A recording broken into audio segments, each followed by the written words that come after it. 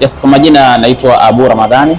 Niko hapa kwa ajili ya kuelezea changamoto za watoto mtaani. Kabla hatujazungumzia watoto mtaani, kwanza tuzungumzie single mother na single father ambao wameongezeka sana, na baada ya research kufanyika ya ustawi wa jamii ya kwa Dar es Salaam inaonekana kwamba watoto wengi inasababishwa na single mother na single father, na hao ni watu ambao wanaamua kukaa pamoja kama mke na mume, lakini mara baada ya kutokea hitilafu mbalimbali wanaachana. Kwa hiyo mtoto anashindwa kukaa kwa baba, mtoto anataka aende kwa mama, mtoto anataka aende kwa baba. Hii inapelekea mtoto anashindwa kuwa na makazi maalum, na hata sometimes pia kupelekea kukosa elimu nzuri ama elimu bora.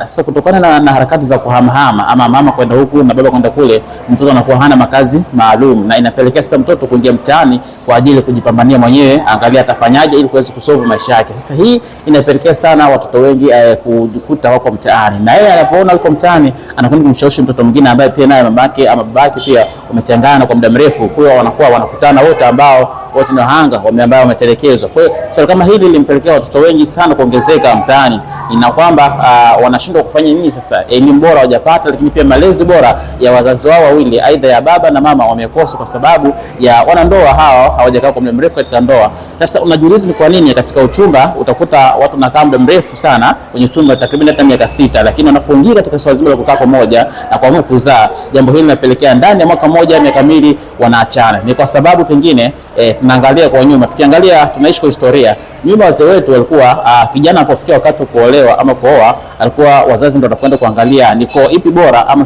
familia ipi bora ya kwenda kuoa. Lakini wakati tunapozungumzia haina haja kwenda kutazama koo ile ama familia ile ama kama ni bora au kama vipi. Ndio maana utajikuta sasa mzazi ama kijana anakwenda kukutana na mpenzi wake, mkutana pengine njiani, sehemu yote pale, inapelekea sasa wameamua sasa kuishi pamoja. Na mara baada ya kuishi pamoja utakuta sasa bila kuuliza familia kwao iko vipi, pengine kwao ni korofi, wana vitu mbalimbali. Sasa anashindwa kuelewa, wanakaa pamoja, inapofika wakati anaweza kuona tabia mbalimbali, tabia mbaya za mpenzi wake au tabia mbaya za mume wake, au pengine anaona maadili ambayo sio sahihi. Kwa hiyo hiki inapelekea kutokuelewana na hatimaye pia kuachana. Kwa hiyo ninachotaka kuwaambia vijana wanapoingia katika swala zima la mahusiano, wajaribu kuangalia tabia zao kuanzia wenza wao mpaka familia zao kwa ujumla, ili kujiridhisha, na maana wanapoingia katika swala zima la ndoa watakuwa wanaishi katika muda mrefu na hatimaye kuvunja na kupoteza ama kupotezea kabisa masuala zima ya single mother na single father.